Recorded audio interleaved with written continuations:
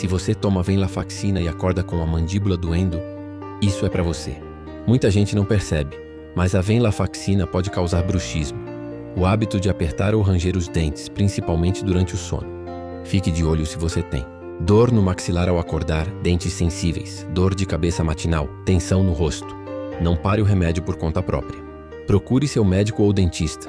O bruxismo tem controle e seu tratamento pode continuar com segurança. Comenta aqui. Você já sentiu isso? Segue para mais alertas de saúde que pouca gente conta.